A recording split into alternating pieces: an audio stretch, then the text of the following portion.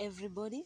Welcome to another episode of Inspiration with T. Always an honor, and I'm always grateful to bring to you this show.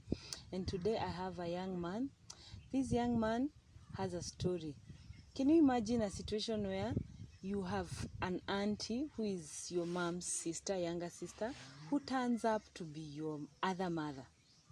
Auntie getting married to your dad. You can imagine that situation. Then the dad gets sick, they lose a child. His story is just something. So I want to welcome my guest today so that he can share his story and tell us how was he able to overcome all this in his childhood, that tender age, as a young boy, being brought up in that situation, and he's still doing well. He's now in campus. So welcome my guest today, Shelton. Yes. Karibu sana. Asante. Thank you for joining us. Welcome. Yeah, welcome. First of all, thank you very much. My name is Otieno Shelton from Migori County. Student at Chuka University, pursuing BSc in Health Records and Information Management, a second year by now. Yeah. So how was your upbringing, Shelton? Ukiwa young, take us through your upbringing when you were growing up. Then how was your primary school education? Ulisomea wapi? Okay, I learned at Migori County and throughout my primary school, secondary school. So in primary life, first I was born in a family of 5 at first, before my father went ahead and took the second wife, which also has a total family of 5 children. And now in total our family we have 5 siblings in total. Yes. Me being the third born in our family, and also in the entire in general I'm the third born, second son, meaning we have a elder brother and a sister before me. Yeah, so I learned my primary level was a bit somehow enjoyable at first, before things becoming more harder. What happened? Okay, what happened is that when we were in the high school, not high school, but sorry, primary level, my brother went and felt sick. A younger or an older the elder brother. Okay. So it became somehow, it became challenging now in that situation.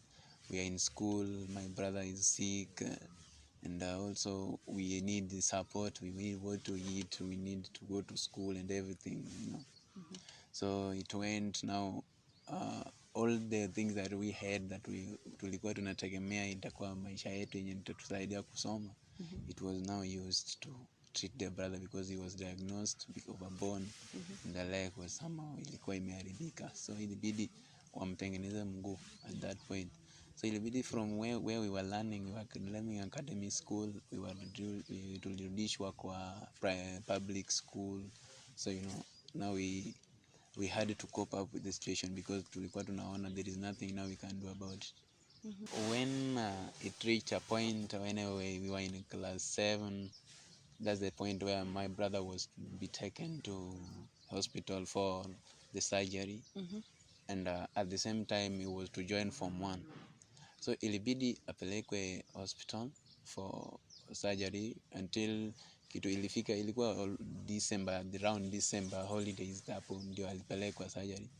Alichukua kitu 3 months in the hospital after being sick for 3 good years, and I was just sick. Now when it reached a point now alipata vile anaweza tibiwa, so alienda kitu December until February. He joined the high school when he was still sick. At that point we were in class 7, we were sharing class with my sister. Now at that duration, after him coming from hospital, my brother mwenye alikuwa ananifuata also passed away. He was also sick? No, he was not sick. What happened?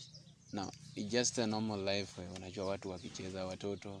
He went and a certain cousin of his alimpiga na sijui ni rungu, something like that. They were fighting? No, he was just playing. You were then playing. akarusha, sijui alikuwa anajirusha na mawe nini, akarusha ikamgonga kichwa, and then ikachukua kitu 1 week kupelekwa hospitali. He went and died. That was now when you were in class 7. When I was in class 7. And this other brother is ailing. There now is just immediately after the hospital is hajapona vizuri, bado ako kwa hiyo process ya kupona. And my brother also passed away. Then at that time also we were having a problem of finance. Now we were not stable, because the money had been already, so it was just a bit challenging. Yeah. What was your dad doing now at this point? Were you together as a family, or at what point did now this marriage start tearing apart? It was like at that point they were somehow walikuwa wameshausikizana, the so-called auntie at that point. Let me ask you, Shelton, Yeah. take us to how did auntie now start having an affair with your father? Was she living in your house? Yeah, my mom was head as they were siblings, and then their parents passed away. Okay. Before, when her sisters were still young, so he had to bring them up. Okay. So she came living at your house because she was elder. Yeah, so she was the eldest, so she had to bring her siblings up. So it went after all the others were married. She only remained the only one.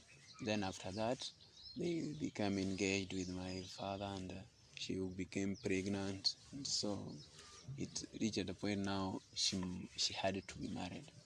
In your own home? Yeah, so she went out for something like 2 years. After coming back, she came back with the child. We did not so after coming back, we came to recognize that the child was our your father. Dad. Yeah. And now at that age, how was it for you? How did it affect your relationship with your dad? Were you bitter about your dad? No, for us we were still kids. Some I call myself kids, because we were not so much concerned. So so ilikuwa hiyo sasa ilikuwa ya wazazi, so hatukuingilia sana. Okay. Yeah, so we just took it as normal, because she was someone tulikuwa tumezoeana naye hapo kwa bomba. So I just saw her like life was just moving on. You just saw her that amekuja ako na mtoto. So we were just happy for her, because and we don't know what was going to happen. You didn't know what was coming now, what would unfold. Then now you went to high school. Now I believe in high school you are now understanding the situation at home. At that point at the primary we were not so much. Ilianza sasa ikafika sasa we went to class 8 to the two of us, me and my sister at the same time. So kufika sasa we were supposed to join Form 1, both of us. Sasa hapo ndio sasa tukaanza kugundua there is something inaendelea hapa. Because ilifika time sasa we sometimes tungeza talala nje kwa nyumba yetu. And the other house wanakula. So we are here, we are supposed to join Form 1, both of us. But if you look where is the money going to come from? Because if kulala njaa ndio tunalala njaa. At the same time huko si ati wanakula mboga, this a serious meal. So unajua inafika sasa point sasa tunaona babangu hakuji kwa nyumba yetu. What's happening? Sasa macho inaanza kufunguka. What's going on here? So ilibidi mamangu akaniongelesha nirudi class 8 ili sister yangu apate time ya ili apate pesa mpeleke nao high school. You know. So after my sister joining high school, now nilibaki kwa nyumba. Sasa zingine natoka shule, nakuja, napata lunch haiko, mamangu ameenda kutafuta. Sasa ilienda ikabidi sasa mimi pia nikaanza I started now like I could now walk to look for money so that I can get something to eat. Natembea kwa watu. Sasa ilifika point sasa vile nilikuwa mid of my class 8 the second year, mamangu akafukuzwa. So ilibidi twende na yeye. Yeah. Ilibidi sasa mimi niende na yeye because I had nothing to do. Ilibidi hiyo time nilipata kama it was, I think it's a holiday hiyo mtam tu. When after being told to move out with her children and everything that she had. So I also followed. Tulienda na yeye kwao, tukakaa huko for some time. Then the auntie mwenye alikuwa anafuata mamangu akanichukua tukaenda naye kwake. I took some they saw my father became ashamed when people now are going back to school, bado siko. Yeah.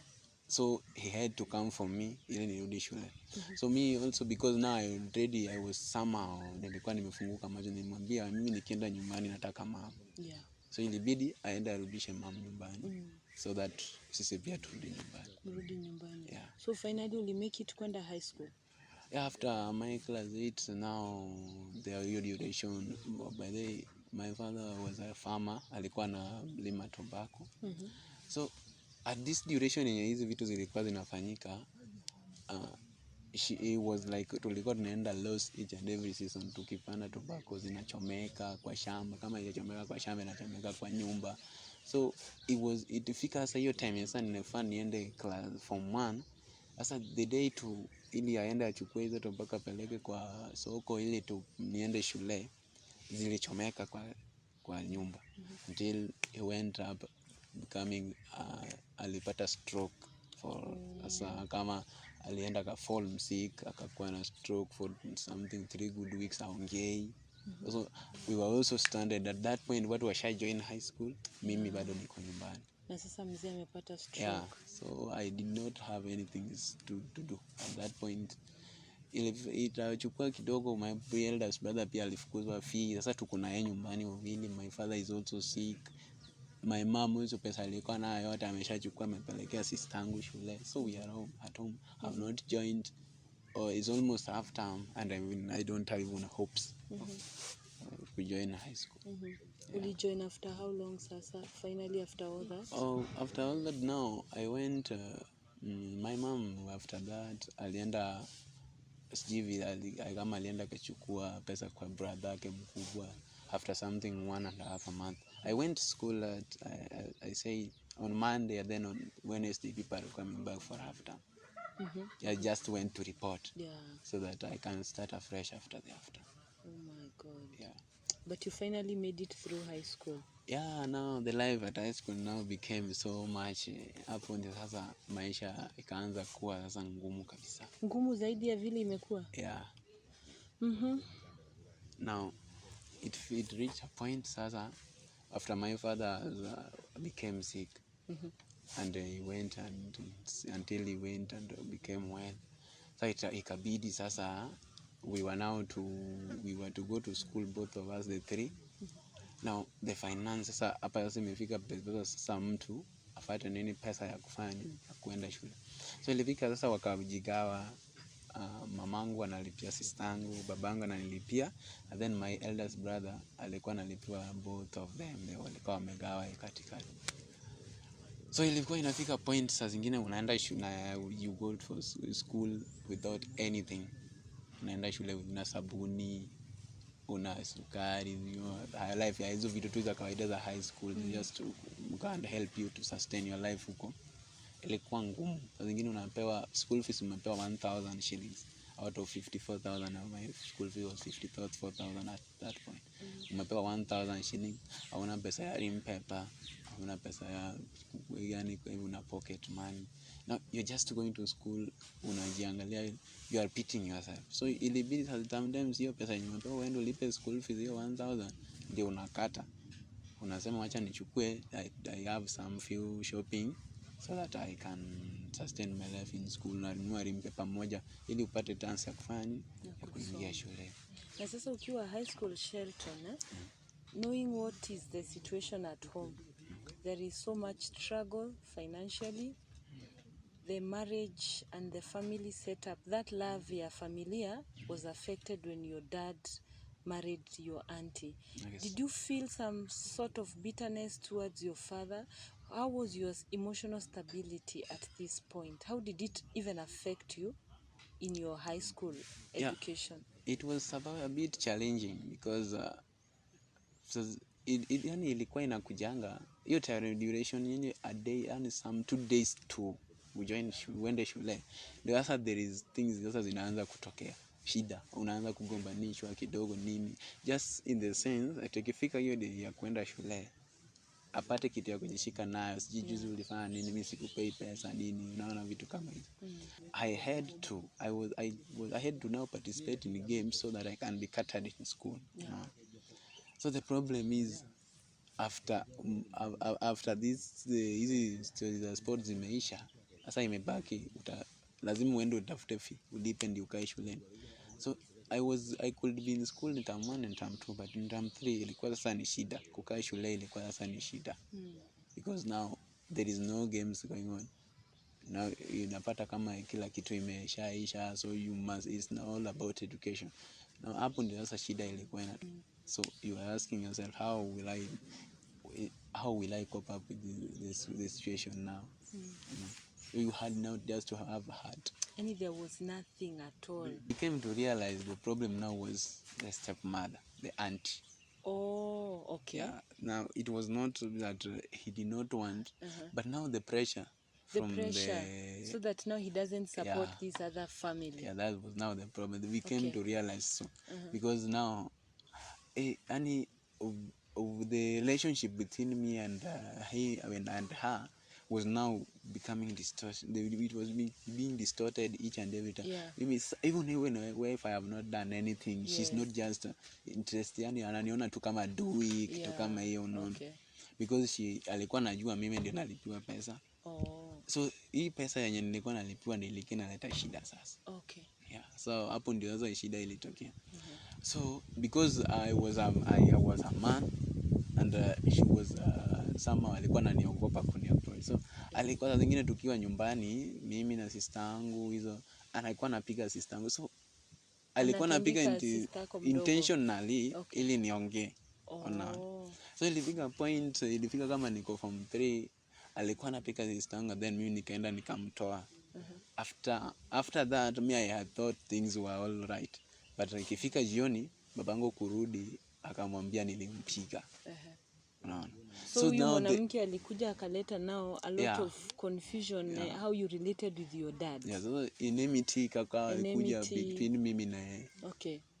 Sasa enmity kufuja between mimi na yeye, sasa ikaleta sasa enmity kwa kati yangu na baba, because now he was seeing as if I'm against the mom, the second wife. Na sasa ukiwa shule ilikuwa inaku affect kwa masomo, ama you were able to perform even with all that? When we were in form 1 nilikuwa tu sawa, but sasa as time goes unajua sasa kama kidogo uko nyumbani pia kuna peace. Ukienda wewe maisha yako kwa shule haiko comfortable, lazima urudi, result yako irudi chini. Until nilienda hadi form 2 I was just down, nilikuwa na si perform poa, form 3 hivyo. So ilifika, so my mom my sister alikuwa amefanya form 4, sasa to join form 4. So hapo ndio sasa babangu akasema yeye sasa ameachana na stories za shule, sasa mamangu amalizie. Unaona, so my mom also alikuja ni sensitive. Ukiangalia school fees yangu is almost 180,000. If I join form 4, how will I take my certificate? Ikabidi ni transfer away from hiyo shule nipeleke shule nyingine ili niende nifanye form 4. Unaona, because the school fees yenye ilikuwa imebaki huko ilikuwa mingi yenye singemaliza ili nichukue certificate. I had to transfer to another school. That's where you completed? And got which grade? I got a C+. Wow. So you went through the job sponsorship. Wow, glory to God. So now you come back to staying at home before you went to campus? My staying hapo, unajua sasa hapo hiyo duration ya high school. Sasa hiyo enmity ilikuwa kati yangu na the stepmom. Now the enmity ikawa sasa mimi na stepmom. Hapo ndio sasa I started now my sister. By the way, I sikuwa naenda church by then. So my sister akaniambia this thing haitaisha hivyo. Let's go to church because yeye alikuwa naenda, but mimi ikifika hiyo siku ya Sunday mimi nilikuwa natembea naenda football nini. So I was not, hapo ndio nikaanza kwenda church, nikaanza kujua Mungu, then shule nikaanza kuimba, nikawa praise and worship leader. So I was being supported by walimu because of things I was doing now. They had trust in me. Nikisema sina wananielewa, so hiyo shule yenye nilienda ya kupili sasa, because now it was a remote school around, walikuwa na understand the situation. Sasa nilienda hivyo hadi nikamaliza my form 4. Sasa kufika sasa, imefika hapa duration sasa ya kujoin campus life, still nilidhani itakuwa rahisi, imeendelea kuwa ngumu. Sasa tulifika hapo life ya high school, sasa shida ndio sasa ikaongezeka kabisa. Now after me passing to join my campus, before ni join, my father na clan yake pia wakaseparate. What do you mean wakaseparate na clan? As in huko they believed, unajua walikuwa wanasema kila kitu yenye inafanyika, yani any death ikioka, okay, it's for the hand of my father. They believed okay, any death in the clan is in the hand of my father. And so ilifika point sasa, by then he was the leader of the clan, but sasa now ilikuwa imefika sasa, anything ilikuwa just war kidogo, huyu amekosana na yeye, yani sasa babangu ni mwenye alikuwa anapenda vita, anataka tu ile kitu tu kidogo apiga waanze vita ili aende report kwa serikali ili washikwe.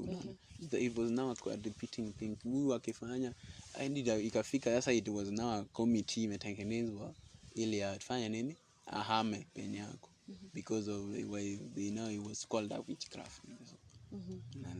So clan ikamu abandon. Yeah, he was abandoned by the clan. Now ilibaki ni mamake peke yake ndiye anaweza ongelesha kwa hiyo clan yote. So his only mom, au wengine hakuna mwenye anaingia kwetu, yeye pia aendi kwa mtu yote.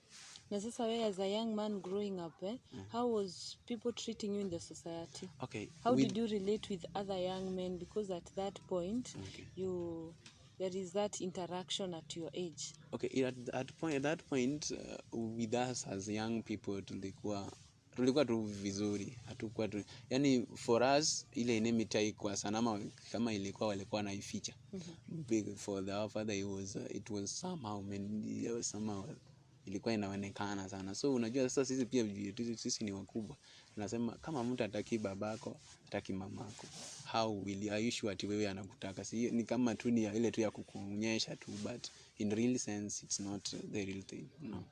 Yeah, so we had just to, tulikuwa tunaongea tu because we are clan members, we have one blood, but in the real sense we know in our mind that this thing is just because we are here.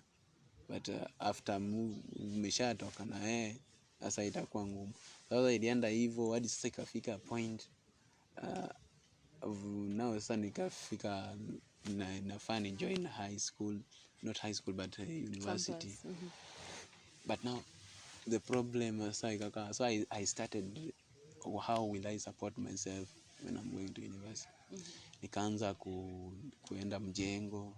Kwa hivyo umefanya hata kazi ya mijengo? Yeah, nikaenda mjengo mwenyewe. Sasa nikaanza so I had to support my mom sometimes in food. So unajua ilikuwa ngumu, naenda mjengo, tunafanya mjengo. Saa zingine pia nikienda mjengo, ikirudi babangu anagombanishana, nilienda wapi, where was I? So he was not interested in these things. Anything that ilikuwa inaleta help to my mom, ilikuwa somehow haikuwa problem. Yeah. Let me ask you, Shelton, has your mama forgiven her sister? How is their relationship? Okay, the enmity, there's not so much after the clan separation, now ilibidi sasa hiyo relationship yao sasa ilibidi sasa lazima ikuwe touched, because there is nowhere you can head. At first, before hizi vitu zikuwe, once the stepmother was with the clan, na sama mamangu ndiye alikuwa against, walikuwa the clan was against, so yeye alikuwa na wao. But so now she saw everything now haiendi vizuri, wamesa imeingia inside kabisa. So ilibidi sasa yeye pia arudi reunite na mamangu. Okay. Yeah, because now ilibidi, but still not that reunite ilileta success sana, because haiku match hadi ikifika time ya financiality lazima sasa ikwe kuna shida. Yeah. Now the other children, your siblings, have they forgiven their auntie? How do they relate with her? Okay, we have not made that enmity sana, by the way it's me mwenye nilikuwa na tukua tunaelewana sana na Wewe ndio ulikuwa affected. yeah, because ni mimi ndio nilikuwa the main aim ilikuwa ni mimi. Okay. Yeah. And in your society those things are common, which polygamous marriages? Yeah, polygamous is common, but to blood relatives situation. That's the first thing is the first situation I've seen. So kwa hivyo you had not seen that before? Yeah, I've never seen it before. Oh my God. Now the society, how was it looking at now this sister? Unaona huyu the auntie, how was she perceived by the community? Now, sasa hiyo ilikuwa ni yeye. So wengine lazima congratulate because unajua kila mtu hawezi kukutakia mzuri. Wengine wata congratulate, wengine watakwambia. Kwa hivyo kuna watu walikubali that kind of arrangement. Yeah. That was tough.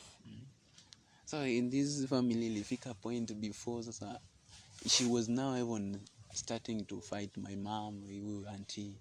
But sasa hapo ndio anza shida mimi, sasa hapo ndio itaingilia because I always believe mimi ukitaka kunikosanisha I always napenda sana mamangu sana. So vile alianza sasa anaanza kutusi mamangu, anamtukana. So hapo ndio sasa nilianza kumchukia mimi. Hiyo situation ya sasa kufanya ati kuona mamanga na mtusi. Hapo ndio sasa tukaanza kukosana kabisa. Tukafika point sasa tuelewane, tuongei. Ninaona tu adui because of my mom, because she kutaka mwenye anakosea mamangu. So I was just taking that sasa kama mamangu ndiye amemlisha, alafu anakuja kwake anamtusi tena. How? Sasa nilikuwa naona tu asifu sasa ameenda ako too much. Okay. So she was not, so unajua mama, I'm the shield of my mother. Yeah, so lazima ningemtetea. So when I joined I was to join campus now life, I thought it would be well, but still not as I expected, because now ilifika sasa nikuenda campus, watu wamejoin, it's 1 week ago. Mimi bado sija join. So I was now asking myself where. So my father now started complaining, yeye hakuniambia nipite shule. Ndivyo anasema. Yeah, yeye hakuniambia nipite, so I should not hurry him. Yeah. So ilibidi sasa mamangu a struggle ili apate pesa ili niende shule. Okay. So ilienda akaenda hadi shosho yangu, sasa ikafika sasa yeye pia akaingilia. Yeah. Akaongeza mamangu pesa ili nikuje shule because now it was support haikuwa. Sasa shosho yangu akaenda akachukua, alikuwa na certain young cattle alikuwa nayo hapa, akauza, akaongeza mamangu pesa. So nikaja shuleni, I have a school fees but it was less by 500. I don't have any money of rent. Nimekuja, I was sent also from home, nikuje huku sijaifika huku. Sijaifika na by that time sikuwa nimefika Nairobi. So I was to come from home to Nairobi to here. Pesa pia niko na, I don't know even the transport ni pesa ngapi. I don't know where I'm heading to. Sijui naenda kulala wapi, sina pesa ya rent, school fees pia haijaisha. Late pia nakuja shule late. So I had now just to struggle now nifike shule. Because I had that desire, nilikuwa nataka kusoma. So nikatoka, nikakuja hadi Nairobi, nikajisort. Pesa, by the way, pesa nilikuwa nimebeba, pesa nilikuwa nayo 28,000 hiyo ya school fees. Sikuilipia huko, nilikuwa nayo cash. Nikakuja hadi Chuka. So nikafika huko kitu saa 12 jioni. Nikafika hapo sasa niko stranded gate A. I don't know where to head to. Mimi niko tu hapo. I don't know sasa nifanye nini. Niko hapo peke yangu, sijui mtu yeyote. There is a certain lady mwenye alikuwa anatoka huko nyumbani pia. Alikuwa ni direct kwa mtu ili nipate nyumba. But sasa vile aliambiwa tu sina pesa ya rent, akaenda akanifungia simu. So ilipata kama yeye pia kwa amekuja huko. So I was just now there. Don't know where to go. Sijui mtu yeyote, niko tu hapo.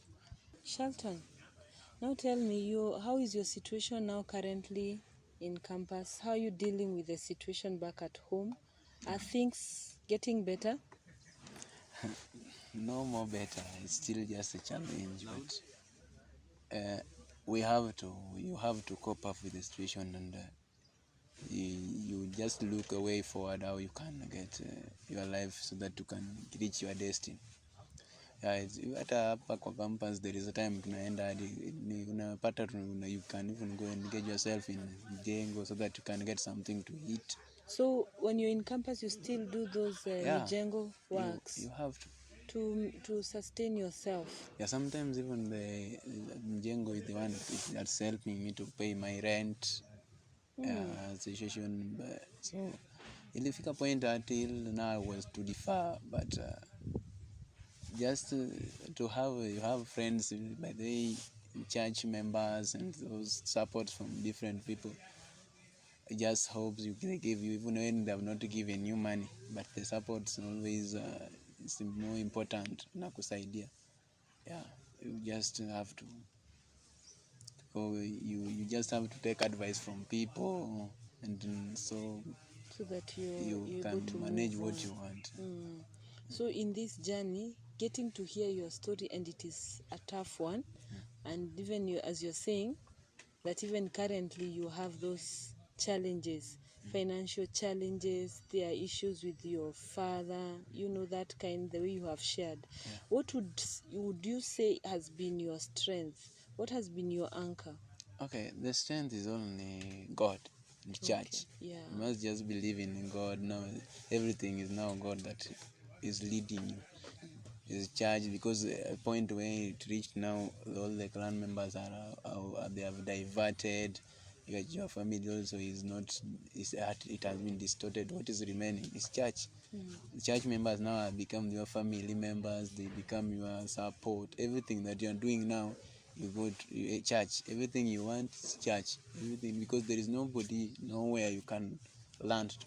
Now also church members came to understand, because we now became free and we explained what is happening. So they also had to support, because what we were also providing in church was also a support that we were giving in church was also encouraging, because we were leaders in the church. Now we can tulikuwa tumeshikilia kwingine kwa kanisa, so they had also to catch us, because we were giving support.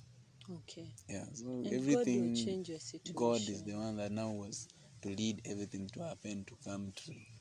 Yeah, until now it's only God. Mungu tu ndio naomba asubuhi. Even this semester I came without anything. I did not have pesa ya fees, sikuwa nayo, rent I did not have anything. I only had transport and ilikuwa inanifikisha huko. So after reaching this side, it's now just believing in God and support God to make a way. And God will make a way for you. Yeah, that's, we all have hopes.